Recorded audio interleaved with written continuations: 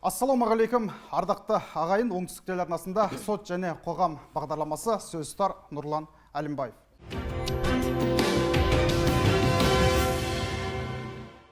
Қазақстанда 2011 жылы медиация туралы заң қабылданды. 10 жыл өтті. Не өзгерді? Нәтиже қандай? Біз бүгінгі бағдарламамызда осы және өзге де сұрақтарға жауап іздейтін боламыз. Ендеше студиямызға келген спикерлермен таныс болыңыздар. Ләззат Әуелбекова, Абай аудандық сотының судьясы. Нұрбол Нұрханов, кәсіби медиатор. Гүлбала Сапарбаева, Абай ауданының заң консультациясының меңгерушісі, адвокат. Бастархан Байжанов, Қызылжар шағын ауданының ардагерлер ұйымының төрағасы, билер кеңесі. Қош келіпсіздер студиямызға. Тақырып айқын. Алғашқы сауал, Ләззат ханым, өзіңізге. Соттарда медиация қаншалықты кең таралған қазіргі таңда? 10 жыл өткенін айттық. Қаралып отқан істердің қанша пайызы осы медиация тәртібімен шешіліп жатыр бізде? Енді жалпы медиация не екенін айтып өтейін. Медиация кез келген даулы мәселені бітімгершілікпен шешу. Біздің қоғамда дау туындаса бірден сотқа жүгінеді. Ал ол қаншалықты дұрыс? Себебі сот ол үлкен шығын. Ол баж салығы төленеді. Ол жол шығындары бар, адвокат немесе заңгерлік және адвокаттық шығындары бар. Сол себептен қаншалықты сол дұрыс? Сол себептен азаматтық процесс кодексінде татуластырушы судья 10 жұмыс күнінің ішінде тараптарды шақырып медиацияны түсіндіріп өтеді. Ал енді медиацияны түсіндіргенде ол жерде мынау медиацияның тиімділігін, артықшылықтарын түсіндіріп өтеді. Себебі сот шешім шығарса, ол екі тараптың талаптарын қанағаттандыра алмайды. Ал енді ол жерде ұтқан және ұтылған жақ болады. Енді ұтылған жақ болғаннан кейін ол жерде ұтылған жақ апелляциялық шағым береді, кассациялық шағым. О деген ол шешім шығар кезде 2 ай қаралады, кейін 1 айдан кейін заң күшіне енеді. Ол деген 3 айдан кейін қолына шешім алады. Алайда келіспеген жақ апелляциялық шағым берсе, ол тағы апелляциялық алқада тағы 2 ай қаралады. Соған қарап тұрсаңыз 6 айдан кейін қолына шешім алады. Енді ол кассациялық шағым жоғары сотқа кассациялық шағым бермесе, алайда о жаққа берсе, ол 7-8 айға созылып кетеді. Ал енді мынау азаматтық процесс кодексінде 10 жұмыс күн қазір берілген. 10 жұмыс күннің ішінде татуластырушы судья тараптарды шақырып, медиацияны түсіндіріп өтеді, тиімділігін түсіндіріп өтеді. Алайда медиация келмеген жағдайда ол іс жалпы тәртіппен басқа судьямен қаралады. Ол жерде мынау медиацияда тараптардың пікірлерін, позицияларын тыңдайды медиатор. Тыңдағаннан кейін жалпы не қалайды тарап? Мынау талап арызда жазылған талап па, жоқ басқа талап па? Көбінесе мынау Абай аудандық соты қазір медиациямен біткен істер өте көп Абай аудандық сотында. Ол жерде сыры неде оның? Жеке ойыңызды білейікші? Негізі мынау Абай аудандық сотына татуластырушы судьяға отбасы, жер, еңбек даулары түседі. Енді отбасы, ол жерде отбасының құндылығын түсіндіріп өтеміз. Қарыз ақша өндіру туралы талап арыз. Ол екі досы арасындағы талап арыз болуы мүмкін. Екі көрші арасындағы талап арыз болуы мүмкін. Мысал келтіріп өтейін, қарыз ақша өндіру туралы талап арыздар. Оны медиацияның тиімділігі неде? Сот ол істі қараса, мен айтып өттім, 3 ай. Одан кейін апелляция бар. Ол жерде тағы 2 ай. Ал енді медиацияда жауапкер мен төлеймін дейді. Бірақ қазір мен бере алмаймын ол ақшаны. Бөліп 2-3 айда берейін дейді. Сонда арызданушы көнбейді. Көптей көнбейді. Себебі жоқ, маған қазір ақшаны берсін дейді. Ол жерде түсіндіріп өтеміз. Қазір ақша, сол шешімінде қазір ақша ала алмайсыз. Себебі ол уақыт. Жақсы. Абай аудандық сотында істердің қанша пайыз осы медиация тәртібімен шешілді? Ақпарат бар ма бұл туралы? Шамамен. Шамамен 30% медиациялық шартымен біткен істер. Жақсы. Европада дамыған елдерде бұл 70-80%-ға дейін. Оған жетуіміз үшін не істеуіміз керек? Жеке ойым медиацияны насихаттау керек. Насихаттау керек. Әлде де медиацияны кемшілік бар. Кемшіліктер бар, иә. Ләззат ханым, жалпы халықтың көкейінде жүрген бір сұрақты қояйын. Бізге қос тарап келеді, әрине. Бұл жерде мүдделер тоғысы білесіз оны. иә медиация тәртібімен келді, медиатордың көмегіне жүгінді, бірақ екі тараптың біреуі келісім бермесе, берген уәдесін орындамаса мәселесі татуластырасыздар ғой сіздер енді. Қарыз ақша болатын болса қарыз ақшаны бергізесіздер. Егер белгілі бір уақытта оны орындамай кетсе қалай болады ол кезде? Біз өйткені бізде қазір сенім жоқ халықтың, ешкімге сенбейтін болған қазір. Енді келісім шарт бойынша сот ұйғарым шығарады. Ол ұйғарым бойынша бір тарап міндеттемесін тайқып кетсе, уәдесін орындамай кетсе қалай болады бұндай жағдайда? енді бір тарап міндеттемесін орындамаса, онда келіп екінші тарап атқару парағын алып кетсе болады. Сіз мынау негізі татуластырушы судья және медиатор екеуі екі бөлек. Татуластырушы судья келісім шарт бойынша ұйғарым шығарады. Ол ұйғарымда бір тарап міндеттемесін орындамаса, онда келіп екінші тарап атқару парағын алып кетеді. Сол атқару парағы бойынша сот орындаушы міндеттемесін орындатқызады. Түсінікті, рахмет. Медиатор Нұрғат мырза, жалпы сізге көп жағдайда қандай істер бойынша халық жүгінеді? Көп жағдайда. Көп жағдайда ең үздік үштікке кіретін деп айтайын, неке отбасылық, оның ішінде жаңа неке бұзу, қарыз болсын, басқа болсын. Екіншісі бұл жаңағына қарыз ақша. Үшіншісі мен өзім көбінесе шалдығатыным ол жол көлік оқиғалары немесе тараптардың арасында мүлікке қатысты дау деп түсіндірейінші. Үшіншісі ол мүлікке қатысты дау болып табылады. Осы үшеу. Қалған? Болады ғой, енді сіз ең дегеннен кейін осы үшеуін үздікке қойып отырында, былайынша тараптардың арасында не көп? Дау көп қазір. Енді мен айтқым келіп отқан жаңағы бұған дейінгі тақырыпты толықтырайын дегенім, мысалы құқық қорғау органына барасың, формадағы қызметкер. Ол екі тарапқа да тәуелсіз болған жайтты анықтап, белгілі біреуін жауапкершілікке тарту. Мысалы адвокаттар десеңіз, кімге адвокат жүгінеді? Bir тараптың мүддесін қорғау. Судья ұсынылған ақпараттардың шеңберінде бір тарапты дұрыс, бір тарапты бұрыс қылу болып табылады. Көптеген халыққа көптеген жағдайда не керек болады? Ол бейресми кездесу. Жаңағыдай былай айтқанда, ешқандай құқық қорғау органдарының қабырғасынан тыс, тараптардың арасында мәміле келтіру арқылы келісім бекіту да. Жаңа ғана сіз айтып отырсыз, егер тараптардың бірі мысалы келісімді орындамаса, бізде де менде де өзімде тәжірибемде болған, сіз түсіңізде медиацияның ерекшелігі неде? Екі тарап өзіне міндеттеме алады және ол жерге жауапкершілік көрсетіледі. Ол екі жаққа тең жүреді. Мысалы, екеуміздің арамызда белгілі бір мысал ретінде айтайын, дау болсын, тоже жаңағы осыған дейін келтірген қарыз.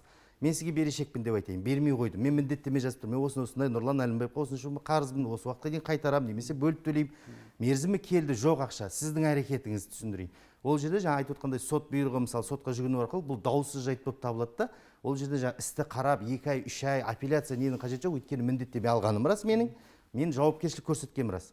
Уақыт келді, қарыз қайтарылмады, сіз барасыз, сот бұйрығын жедел түрде шығарылады да, жеке сот орындаушыға өткізіп, ол мәжбүрлеп, енді сот орындаушы өзінің әрекеттері бар ғой, счетына қатысты, басқа да мүлкіне қатысты. Сот орындаушы ол жедел әрекет етеді. Былай айтқанда, тараптар медиация арқылы, жаңа айтып отыр ғой, мемлекеттік баж, уақыт үнем, басқа да нерв болсын, басқа болсын. Одан да бір ұтатыны, ол жаңа медиация, ол бейтараптық, тәуелсіз. Қандай істерді қарайды медиатор? Медиатор жеңіл және орта дәрежедегі, былай айтқанда 5 жылға дейін деп сөйлейді ғой, сондай істердің баршасы жата береді. Жақсы. Енді коррупциялық жоқ, оның ішінде және өзге де мемлекеттің мүддесі бар жерлерге ғана араласпайды да, ал тараптардың арасында мекеме немесе өзге де осы тұрғындардың арасында туындайтын жайттардың барлығында негізі медиация араласа береді. Жақсы. Азаматтар егер қандай да бір мәселемен бетпе-бет келіп қалса, бірінші медиаторға бара ма? Жоқ, бірінші сотқа қағаз арыз түсіреді, сосын сот медиаторға жібереді. Солай ғой? Біздегі жүйе. Жоқ, мен айтып өттім ғой. Біздің қоғамда дау туындаса, тікелей сотқа барады. Тікелей сотқа барады. Ол жерде сотта қазір сіз солай жұмыс істеп жатсыздар. Медиаторға жіберіп жатсыз. Медиаторға емес. Өзімізде сотта судья татуластырушы бар. Татуластырушы судья ол медиатордан бөлек. Сіздерге бірден келе ме, қалай болады? Маған қызық болып тұр осы. Көп жағдайда біреуден есту арқылы келеді. Ең үздік келетін себебі. Екіншісі жаңағыдай, мысалы білім саласында болсын, денсаулық саласында болсын, белгілі бір мысалы ғимараттарда, мысалы поликлиникалардың главврач деп сөйлеген, бас дәрігерлер мысалы медиацияны білгеннен кейін өзі ұсынып жататын жайттар бар. Былай айтқанда мекемелердің немесе тұрғындардың ұсынуымен біреудің бұрын соңды болған тәжірибесі арқылы келіп жатады. Сіздерге ноқта салдырмайтын азаматтар бола ма? Ноқта салдырмайтын қаймағы қалай болады? Мәселен, айтқандарыңыз істегісі келмейтін, мен одан да сотқа барып, сот арқылы шешкім келеді деген азаматтар бола ма? Практикаңызды айтыңызшы. Болады. болады. Жиі бола ма? Басында болады, иә. Жиі болады. Иә. Бұл нені білдіреді? Біздің медиаторлардың кәсіби біліктілігінің төмендеген. Жоқ, ол жерде сіз менің түсінігімде былай да, кез келген даудың дәрежеге бөлемін мен. Бастапқы дәреже, енді екеуміз міне қазір сөзге келіп қалдық. Иә. Балағат сөз кетіп қалды немесе. Қазір қызуғандылық бар да. Кез келген азаматқа ол жас ерекшелігіне қарай, басқасына қарай уақыт керек. Жаңағы тынышталуға немесе барлығын саралауға деген сияқты. Иә, мен сізбен дауласып қалдым, боқтап көріңіз, мен қазір қызуғанды боламын да, құқық қорғау органына барам, ол жақ азаматтық тәртіпте шешілсе сотқа барам, ойбай болмай жатса адвокат жаным әшейін көмектес, мына кісі бүйтті, үйтті деп атады да. Иә, уақыт келе, мысалы сіз де түсінесіз, мен де түсінемін да, мысалға екі Нұрекең арасындағы әңгімесінің арасында туындап, осы медиатор арқылы дауды шешіліп жатса, болады. Медиация арқылы шешкім келмейді бұл мәселені деп айтатын азаматтар болады. Маған ең қиыны уақыт өткізіп келгендер. Уақыт өткізбегендер. Иә. Өйткені олар екі жақты біліп алды, консультацияның бәрін алып алды, бүкіл инстанциялардың бәрін аралап келді да. Нұрбол мырза, 10 адамның қанша, нешеуі жалпы медиация арқылы шешкісі келмейді мәселесін? 10 адамның дейсіз ба? Шамамен.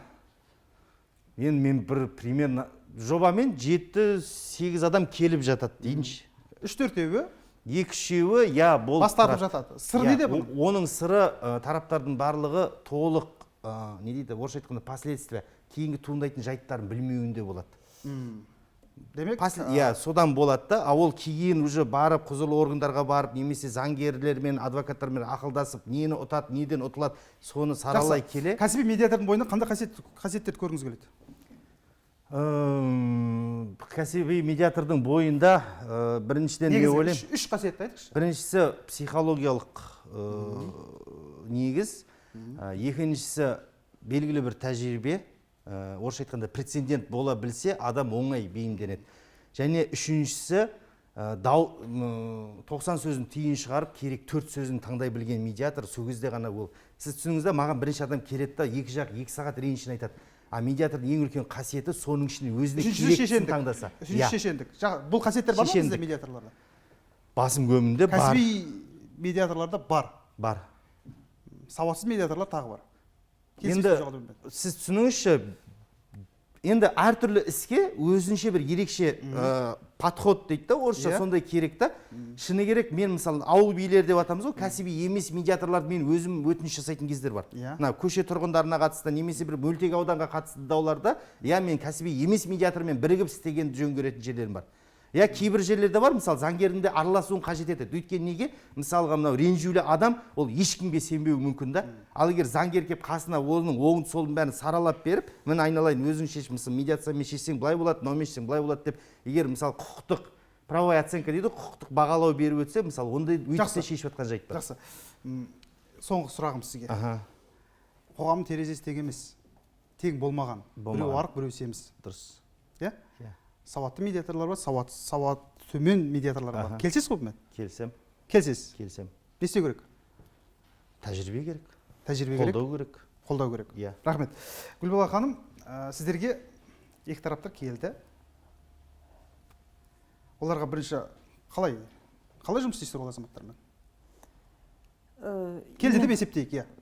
Енді адам өз құқығы бұзылдау деген кезде адвокатқа келеді бірінші көмек сұрап. Яғни біздің міндетіміз сол азаматқа заңды көмек, заңды кеңес алып, көмек беру және одан басқа сол туындаған дауды бейбіт жолмен шешудің ретін міндетті түрде айтуымыз керек. Біздің профильдік заңымызда адвокаттық қоғамдық солай жазылған. Сондықтан біздің мақсатымыз сол. Міндетті түрде айтамыз. Жеке өзім әрдайым айтамын. Мысалға бізге келіп жатқан азаматтардың мен өз жеке практикамда 30% мысалға даже медиацияға жетпей шешіліп кетеді кейде. Біздің кабинетте шешіліп кетеді, татуластырып жібереміз. Ал енді медиацияға барған жағдайлар да бар. Ол міндетті түрде айтып жатырмын ғой. Медиацияға қалай барамыз? Потому что біз түсіндіреміз, адвокаттар түсіндіреміз медиация. Оның үстіне қазіргі кезде мен өзім лично практикамнан байқағаным, адамдар өзі медиация деген не деп келіп жатқан адамдар да бар сұрап бізден. Сондай ұғымды естіп сөзді. Даже жастар, мен айтайын, студенттердің арасында маған көп келеді. Вообще осындай медиация деген не, маған ұғым түсіндіріп жіберіңізші деп. Мысалға заңға қатысы жоқ студенттер. Оның өзі қазір медиацияның жаңағыдай көтеріліп дамып келе жатыр деген түсінуге болады да, солай өзім. Сондықтан біз жаңа сұрағыңызға жауап, біз міндетті түрде медиация түсіндіреміз. Сіз енді адвокатсыз.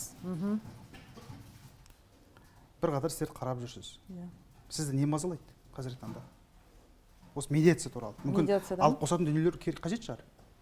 Алып қосар, жоқ енді Заңдық тұрғыдан. негізі заң дұрыс заң. Заң дұрыс, иә. Иә, заң дұрыс, өте не дұрыс. Жаңағы насихат, жаңа осы жердегі кісілер айтып кетті ғой, насихат жетіспейді бізде айтып жатырмын ғой. Насихаттап көбірек жаңа осындай теледидардан, басқа ақпараттық нелерден Жақсы. насихаттап тұру керек. Сізде ақпарат бар ма? Абай аудандық сотында, жалпы Абай ауданында қанша медиатор бар? Ақпарат Жоқ, бар менде ма? ондай ақпарат жоқ, қанша медиатор бар. Мәселен, екі азамат келді. Біреуі 10 миллион теңге өндіру керек, екіншісі 50 мың теңге өндіру керек. Мәселен, осы секілді істер болады. Рас ол. Иә. Медиаторлар қандай да бір жарна ала ма азаматтардан? Тараптардың келісімімен болады. Тараптардың келісімімен. Келісімімен. Пайыздық мөлшерлеме алына ма? Қанша пайыз? Пайыздық медиаторлардың барлығын мүддесін және оларды реестр жүргізіп отыратын қоғамдық ұйымдар болады. Қоғамдық ұйымдарда ұсынылған, орысша айтқанда прайс дейді, бағалар мөлшері болады. Бұл жерде пайыздық көрсетіп Құпия болмаса айтыңызшы. Қанша пайыз? пайыз суммасына қарай 10 мен 3%-ның арасына төменде келеді. Сумма өскен сайын тараптардың Өскен сайын. келісімімен. Түсінікті. Арзан Демек, екен демеген. оны кәсіби медиатордың өзі Иә, өзі шешеді. Тараптардың келісімі. Енді суммасы жоғары істер тез, суммасы төмен істер кейінге қалып, кешеуілдеп, ондай жағдайлар болатын шығар, болмай ма? Егер екі тарап Енді- келісіп тұрса, иә, Болады ғой бұндай ақысыз жағдай. негізде жүргізсең де. Егер тараптар келісіп тұр, тек мына мөріңді қойда, жаздырып қолын қойдырып алып болса, ол ақысыз негізге дейін бара береді. Ал кешірес біреуі бір қаланың шетінде болса, оны сен жұмыстан тыс қана оны байланысу мүмкін болса, ол тек тағы да бір тараптардың мүддесін айтатын болса, ол енді үлкен ауқымда атталып, уақытты талап ету мүмкін, бір әшейін қарыздың өзі. Сол себепті ол жол шығыны, өзге де уақыт шығынын бәрін ескере отырып, медиатормен әрбір азамат өзі келісілген түрде жүргізеді. Негізі адвокаттар осы медиацияға қарсылық білдірмей ме? Жоқ, біз Гүлбану қарсылық білдірмейміз, себебі Жұмыстарыңызды алып қоймады ма? Жоқ. Себебі адвокат пен клиенттің арасында жұмыс жаңа жазбаша шарт негізінде жүргізіледі да, сол жерде ол моменттердің бәрі көрсетіліп қоюға болады. Егер даже дау медиациямен шешілген жағдайда да адвокат қаламақысыз қалмайды. Сосын медиация Қаламақысыз қалмайды. қалмайды в любом случае. Неге? Қазір айтамын. Себебі медиация кезінде адвокат клиентін ары қарай көмек көрсету жалғастырады. Себебі міне медиатор сөзімді куә, клиенттер адвокатпен бірге барғанды ұнатады, мысалға да, медиацияға да. Сол кезде жаңа тиімді жағын клиентке, оңай жағын, жаңа өзіне заң жағынан дұрыс консультация беретін адвокат, сондықтан адвокаттың жұмысы бітпейді ол кезде де. Одан кейін медиациямен шешілмеген жағдайда ол клиент қайтып өзімізге келеді, жұмыс ары қарай жалғасады, жаңа сотқа, басқа жаққа. Оның үстінен медиацияның адвокатқа тиімді жағы, медиация процедурасы кезінде көптеген мына мән-жайлар ашылады іс бойынша. Жақтардың позициялары көрінеді. Сосын клиенттің өзі түсінеді медиация кезінде насколько өзі мүмкіншілігі бар, өзінің жағдайын, өзінің мүмкіншіліктерін түсініп, яғни дауды ары қарай шешуге ол, былайша айтқанда, адвокатқа ол жұмысы жеңілдетеді. Сондықтан біз ешқандай қарсылығымыз жоқ, қолдаймыз заңды әрдайым. Жақсы, рахмет. Бізде билер кеңес құрылды. Солай ғой? Басқарған аға. Өз миссиясын қаншалықты орындап отыр? Бұл бізде өзімізден Жалпы билер кеңес қашан құрылды? билер кеңес бұл бұрыннан ата бабамыздан келеткен ғой бұл. Соны біз қазіргі заманға осыны лайықты қылып, ақсақалдардың ішінде сөзі өтетін, сөзін тыңдайтын біз ардагерлер ұйымын үшін 9 адамды біз как мүше қылып алдық. Оның ішінде жаңа ауыл биі бар, медиация бар, медиатор бар, ақсақалдар бар. Осы ауыл шаруашылығы жағында білетін әртүрлі маманнан алдық та біз оны. Сұрақ келеді, біреу жер таласып келеді. Бір екі қоңсы, мына самат, мына яқтан салып дейді. Келеді өздері, келетін біз өседі отырып, сұраймыз. Олар айтады, біз оған жауап береміз. Сенің мынауың дұрыс емес, мынаны мындай қыл дейміз. Көнгенін көніп, рахметін айтып кетеді. Көнбегеннен өздері ары қарай сотқа бара ма жоқ. Бірақ біз көбісі кейін біз келістіріп жіберіп жатырмыз. Екі қоңсыны мәселем, мынері мал қораны жерге салды дейді да, неге аяқтан салмайды дейді. Анау жер меніге жер жүтір өзімдікі дейді да.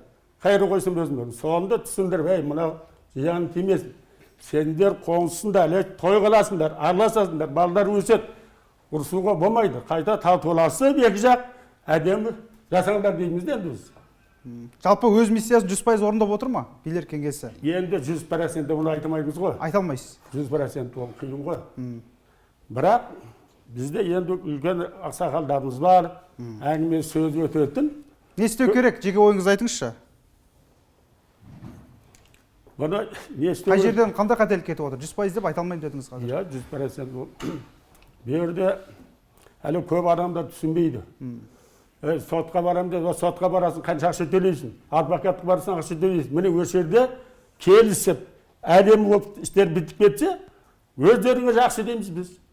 Ал енді келісе алмасаң, жағы жүресің екен. Шұбап, ана жаққа барасың, мына жаққа барасың. Сол үшін бұл жерде әлі біраз сықылу керек. Жаңағы аған билеріміз, ақсақалдарымыз сөзін өткізетін адамдар болу керек та. Ал енді шейін бір әкіп қойып, жан-жа айқайғызың, ол болмайды. Сол үшін екі тарапты әдемі сөзбен, ата-бабамыз сөздерімен қосып, түсіндіріп, келістіруіміз керек. Жақсы. Енді біз осы медиация қабылдау арқылы соттың жұмысын жеңілдету көзделді. Солай ғой. Бір медиатор бір айда, бір күнде дейік, қанша істі қарай алады? Бір күн болмақ түгілі бір аптапта іс болмауы мүмкін. Бір келгенде бір күнде бірнеше іс қарайтын да жағдай бар да, ол адвокат болсын, басқа болсын. Нұреке, мен сізге бір нәрсені ескергім келеді. Ол мысалы ерлі зайыптылар баласын көргісі келеді. Жол көлік оқиғасына мүлікке зақым келеді.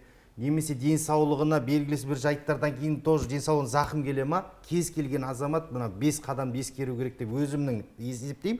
Ол біріншіден заңгер адвокаттарға барып консультация алудан басталады. Одан кейін құзырлы білім басқармасы, денсаулық басқармасы, өзге де басқа әкімшілік инстанциялар деп сөйлейікші, инстанциялардан жауап, растайтын хат, дәлел, дұрыс па? Былай айтқанда доказательный база жинай бастайды. Оның өзі 2 аптадан 15 күннен 1 ай, 2 айға дейін созылып жатады.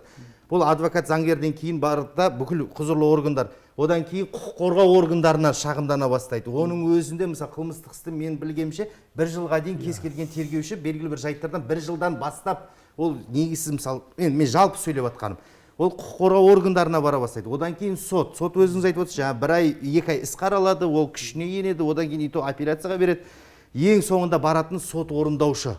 Сот орындаушы ол мүлкі басқасына келіп, табысына тәркілеу, неше түрлі процедуралар 3 айдан бастап уақыт керек сот орындаушының өзіне.